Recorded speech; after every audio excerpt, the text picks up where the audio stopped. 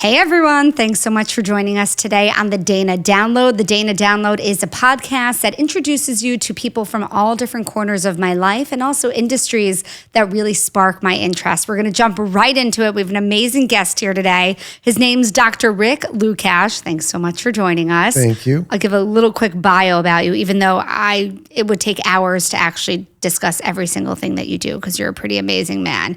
You are a surgeon certified by the American Board of Plastic Surgery and the American Board of Surgery. You've written multiple books on various topics. He is a husband of a 2G, which is a child of a Holocaust survivor. Your wife is a child, 2G, right? So you're the husband of a 2G. Right, correct. And you have one daughter, is that right? Three daughters. Oh, three daughters who are all 3Gs, third generation survivors, which is a term we use often here at hmTv. You've had an exhibit called Faces of Resilience exhibit where you displayed your oil paintings. You're a pianist. I mean, is there anything you don't do?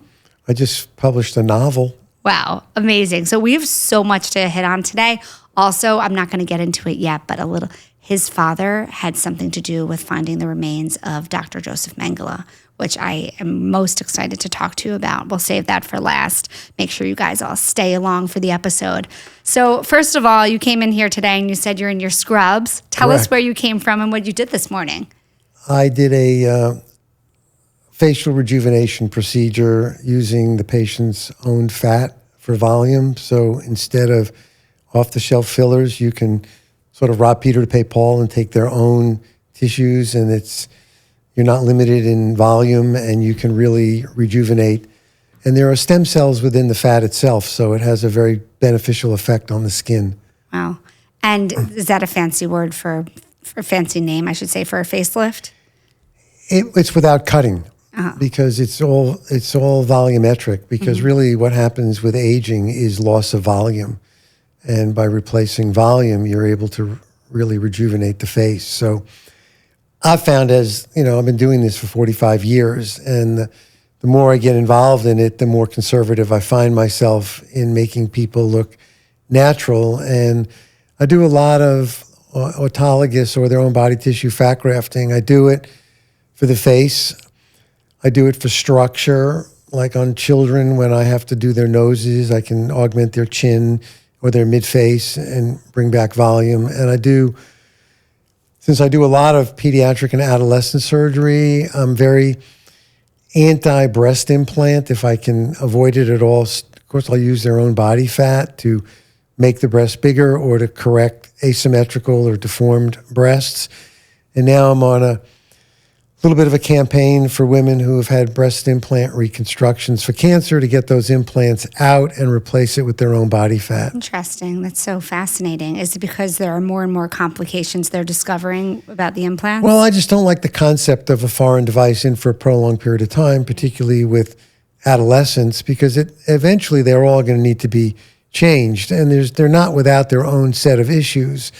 I'm not getting into a debate about, what happened in the 90s with they caused autoimmune disease. I think that's been fairly well dispelled. But I think just the device itself can lead to issues down the road. And if I can use own body tissues, I'm a fan of that. That's really interesting. And how could people find you? Your last name is Lukash. They Correct. can Google you. Where's your office located? Well, you can Google me right now.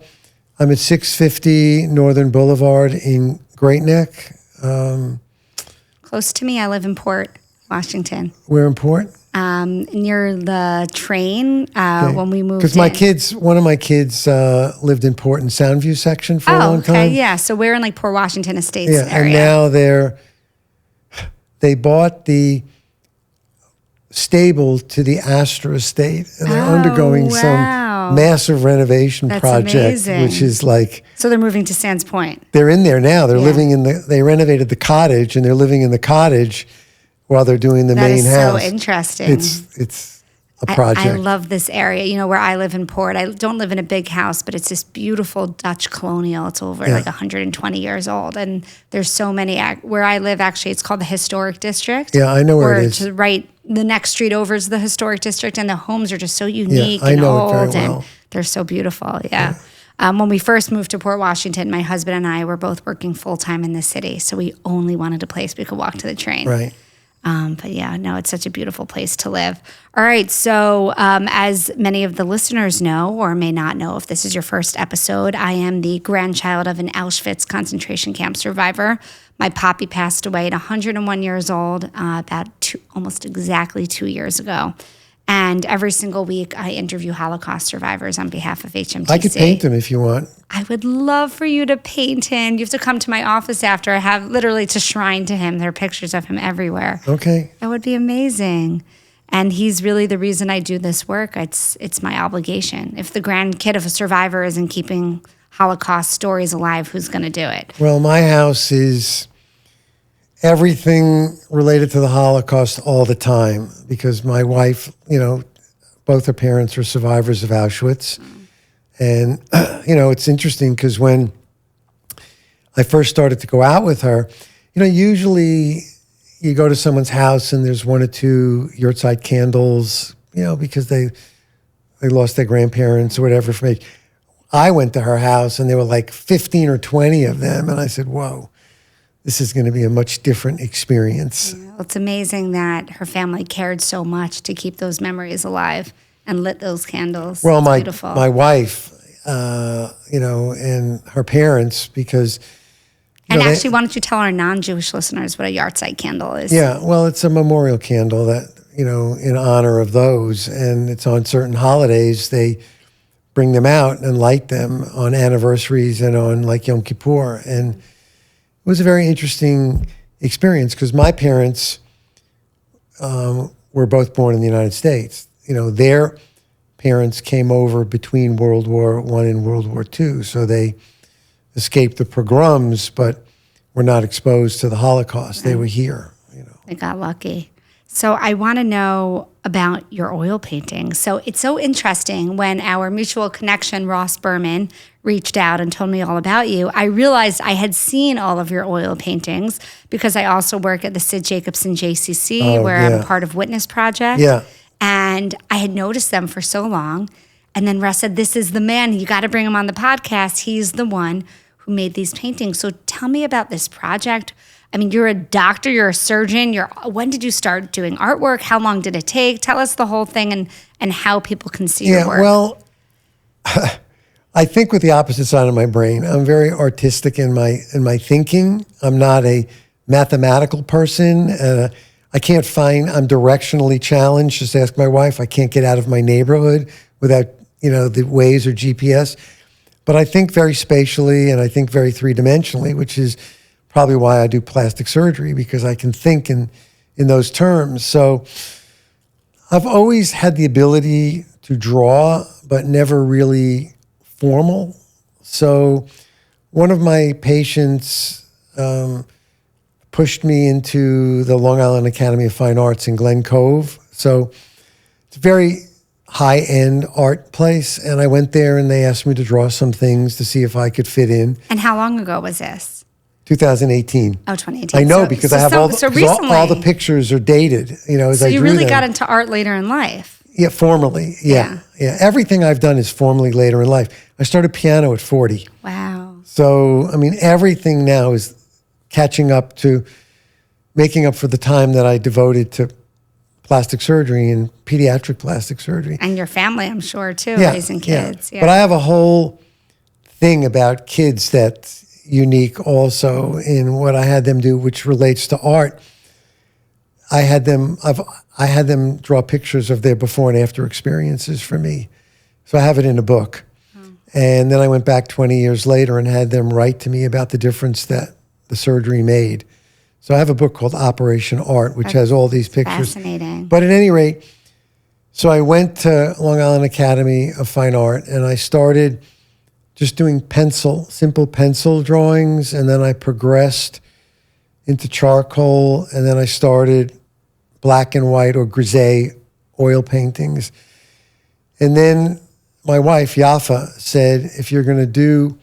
So I did 2 paintings, and she said, who are these people? And I said, I don't know, they're models. And she said, no good. Mm-hmm. She said, if you're going to paint something meaningful, so you should do Holocaust survivors. So I started with Irving Roth. Who I had the pleasure of because my wife went on the March of the Living with him. For anyone unfamiliar, Irving Roth was, I don't even know how to explain him, just the most remarkable Holocaust or Auschwitz survivor who recounted his story in such a detailed way. It's not that his story is any more remarkable than any other survivor, but it's how he tells it. I think some of it was through the eyes of his brother, was it? Yeah, but it's the way he does it. He talks about the dark ash and the smell, and he's telling a story as he wrote, as he spoke. So he was my first drawing, and then I moved on to Yafa's family. So I did cousins, I did her parents, and then I did her parents at a younger age, and then I did her parents elderly, and then I did her parents' cousins. I just kept going. And then I did, people asked me, so then I ended up doing my wife, friends whose parents were Holocaust survivors. I did them. So now I'm up to 25. Holocaust survivors? But then what I did was I diverted a little bit and I did Elie Wiesel. So he fit both narratives of survivor and spokesperson. And then I did Simon Wiesenthal because Simon Wiesenthal was the phone call to my father to go to Brazil. Wow. And then I did my father because I figured, let me expand out a little bit, not just on pure survivors, but people that were involved within the Holocaust community itself. And now I'm back to survivors. Did you say your family went to Brazil? My father went to Brazil to identify the remains of Mengele. Right. I thought you were talking about right before the war. So we'll get back to that. No. Before I ask you, so how can anyone see your artwork now? It was at the Sid Jacobson JCC for how long? 2 months. And Ed Mossberg was one of your survivors. Correct. I interviewed him while I was a reporter at Fox. Because I have... Oh, did you see the story I sent you that I did on him? Yes. You got a chance to see it? Because there's multiple connections to Ed Mossberg. So my wife met him on the March of the Living and his granddaughter. And his granddaughter married my anesthesiologist's son, who I worked with today, and told him I was coming over to talk to you. Wow, So that's amazing. Such a like small world. And I texted Barry and Alex, two of Mossberg's grandsons, to send them the exhibit, and they said they were actually at the opening night. Yeah. So it was amazing. Yeah, they were there. So now I would love to get to Mengele, the Nazi angel of death, the doctor of death. He was known as being charismatic and outwardly pleasant. He would touch women on their shoulders and say, "Hello, mother, come this way," as he would lead them to their deaths in the gas chambers. He also personally administered the hydrogen cyanide gas. I did a lot of stories about Mengele. I've interviewed Mengele survivors. My poppy came face to face with Mengele. I interviewed twins who were experimented on by Mengele. So tell me about your father and what he did. Well, so my father was the chief medical examiner of Nassau County for almost 50 years. He was one of the first really forensic pathologists in the country. The TV show Quincy, for those that are older will know about it, it's based on my father. He was the prototype for Quincy. So as the story goes, I think it was around 1984, Liz Holtzman, who was running for Congress, and Al D'Amato, who was in the Senate, got wind that there may have cited or found out about the remains of Mengele. Because for a while, they kept thinking he was alive, and they were looking for him and searching for him. But I mean, in reality, an afterthought, they've known that he was alive and they knew where he was and they were following him. They just decided not to pursue him after, they extracted Eichmann and the backstory was so evil from Central and South America about extraditing somebody or stealing someone without formal extradition. So Mengele actually escaped, and he was living in Argentina under his own name, and was, bouncing around South America and ended up Was he living with a different identity? Not originally. You could find him. They didn't have social media then. You could find him in the phone book in Buenos Aires. Under what name? His own name. What? And it was only after they extracted Eichmann that he fled, and he was then in different countries in South America, ended up in Brazil. And then he was getting monies. This is how at least I learned the story. I can't swear to its actual fact, but he was getting money from his family. His family owned farm works in Germany and were very well off. And they were also paying families to hide him, keep him, and then move him when needed be. And then in 1978, he drowned. How'd he drown? He just went for a swim in the ocean and he was not well. He had a lot of different illnesses, so I understand, and he drowned.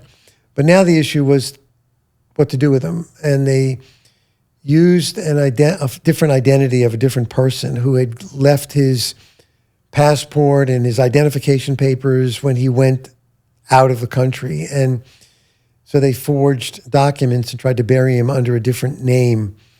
And then somehow it came to light that this could have been the remains. So they exhumated him, and then, all the fury started, and the State Department, D'Amato and Holtzman originally called my father and said, why him being just on Nassau County?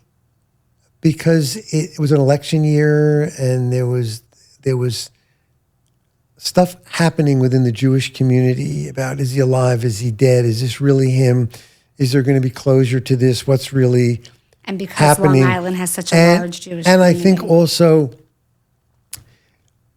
Rabbi Heyer, who was involved in the Simon Wiesenthal Institute, was following all this. And I think he got in touch put pressure on in Washington, D.C., the office of, where they're hunting down Nazis and looking for closure. I think it was Neil Scher who was involved in this office. And anyway, so D'Amato who knew my father quite well because my father was part of Nassau County and D'Amato knew him.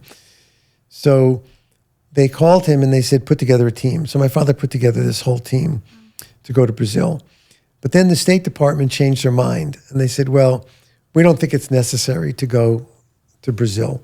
So we're canceling the whole trip, which, pissed my father off. But so then. How old were you at the time? I was 1984, so I was 36. So you remember this whole thing unfolding? Yeah, I was in my father's house when all these phone calls took place. So then the Wiesenthal Institute called my father and said, go with us, okay? We'll send you. And then my father's team was ready to go. And the difference was that it was all voluntary because it was all for the Wiesenthal Institute. And then the State Department called back and said, well, now we want you to go with us. And he said, well, I'm committed to the Wiesenthal Institute. So they put together another team. And they took my father's forensic dentist off his team because he was still in the military and activated him and put him on the other team. So there were two teams, the U.S. team and the Wiesenthal team. Were they competitive? People thought so, but even though they were funded differently, once they knew each other. Right. They were all colleagues. They all got to work together, but they knew each other for decades, so it was not an issue. Right. They were there for a singular mission, and they weren't there alone because there was also a forensic team from Brazil, a forensic team from Israel, forensic team from West Germany. So did they all have to take turns doing experiments? They all worked very collaboratively, so I understand. Yeah. And so the photographs that I have show. How are they able to determine that? Do you need to have something of Mengele's, like a piece of his hair? Well, don't forget there was no DNA at the time. Right. So how do you determine that it was him? And there's a lot of theories that he died right after the war, right? I've heard recently. They're conspiracy theories. Yeah, there were theories that he would be dead now, but that he still survived that whole aftermath. Right. But so what they did was, and I have some quote that I forgot, but the way they did it, when you do an exhumation and a forensic analysis, it's like archaeology. It's very meticulous. And it was really like a dog and pony show down there when they did it. They just made a big, production over it. And my father was like, they just needed popcorn and soda because it was a disaster. Yeah. But they got all the stuff. They put all the bones together, and they had forensic anthropologists, and they looked at the bones, and they looked at the aging of the bones, and they looked at the fracture lines, and they tried to compare it to the history that they had on him. Then they tried to get dental records, and they tried to look at missing teeth, and then the forensic anthropologists began to do soft tissue reconstructions where they start to lay the soft tissue, like with clay, like over it, to see if they could come up with a facial reconstruction that resembled what he looked like. And they were able to do that. And then they started... Do they have pictures of do they ever release those pictures of what it looked like? I have some of them. I want to see. And you're going to show me after this, right? Yeah. And then they started the CSI stuff. They started interviewing people. And of course, in the beginning, they were not talking. And then the more they pressed them, the more they got them to reveal how they hid him, how they got money, how even his son visited him on a couple of occasions, and how they just tracked him through the whole experience, and how they hid him and how they tried to bury him, and they concluded. It was very interesting when I read it, because the team was split on what they were going to say about the conclusiveness of the identification. So don't forget, this is 1984. So the one team said, we can say with reasonable scientific certainty that this is Joseph Mengele.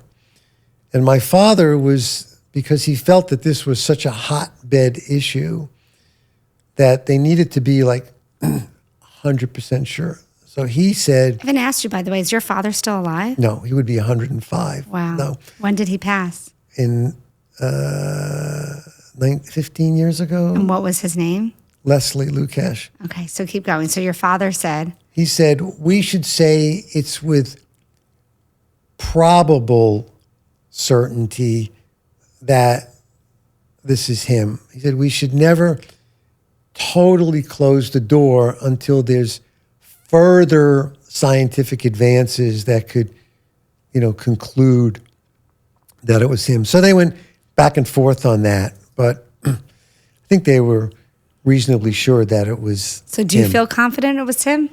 Yeah, I feel confident that if my father was confident, I was confident. That's fair. He raised an amazing guy. I can't believe that Mengele was living under his real name in Argentina, and that Mossad didn't get to him. I'm not 100% sure of that, but that's what I heard. Right. That I think Eichmann was living under his own name for a while and then changed it. I mean, Argentina was a very strange place because the Odessa hid the Nazis, but it was welcoming to Jews who couldn't get into the United States. I mean,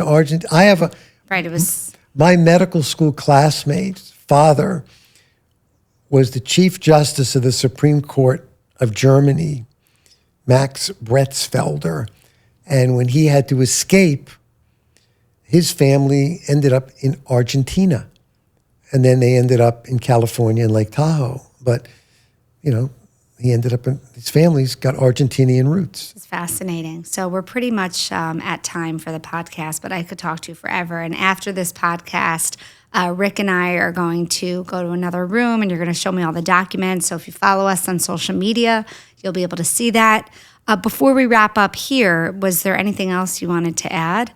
How does it feel to know that your father played such a role in a monumental historical time? Well, listen, it was a hard shadow to live under because my father also went to Argentina with the disappeared, and did that identification. I mean, he was a world-renowned figure, and I'm a hardworking plastic surgeon. No, you're pretty impressive. And you keeping survivors' legacies alive with your portraits is so incredible. These will live on forever. Yeah. So, like, what I did now is I just published my first novel, which I took not based upon, but very loosely incorporating experiences that I had in medical school about death and dying. And so. Amazing. So tell us the names of your novels and how people can purchase them. Well, I have 4 books, and they're all on Amazon. My novel, which is my current baby, is The Hypocritical Oath, and it deals with euthanasia, and it takes place between Vietnam and Katrina, which is the time that, we were all living in New Orleans, so we're tied to the city. And then I have a book. In 2010, I wrote The Safe and Sane Guide to Teenage Plastic Surgery, which was like so controversial. And it was really who should, who shouldn't. And ironically, with all going on in this whole transgender world, my book is like nothing, Wow. Yeah. And then I wrote... it's crazy. But so you're really a pioneer in that industry. Yeah. I couldn't get anyone to talk to me on television about it. They said, it's just too controversial, And then I wrote... I did an anthropological and historical look at eating because I was ahead of this obesity curve long ago. And I said, what made people fat and what made people thin? So I looked at it historically and anthropologically, and I looked at the watersheds of life, the agricultural revolution, the industrial revolution, the information age, and how we got worse and worse and worse. And then I just wrote steps to take to get better. And then I was using a trainer 25 years ago with bands before there were bands. So we put together a ready point, how to get kids off the couch, doing these activities, and then ultimately maybe getting a sport, getting a trainer, doing something. And then the third book, like I told you before, all the children who drew me pictures, I put it into a story based upon the hero's journey or the arc of the hero, which is actually Star Wars is based upon that. So you don't stop. I love it. And then, that became what was called Operation Art. And then the novel. And I'm working on a sequel to the novel now. That's incredible. Wow. How can people find all your books and order them? Amazon. Amazon. All right. And you just gave us all the names. Amazon, Thank you. I feel like we could talk here for 10 hours straight and I barely wouldn't be able to touch on your life. So I can't wait to see all the documents. Thank you, all of you, for listening and joining us on this episode of the Dana Download.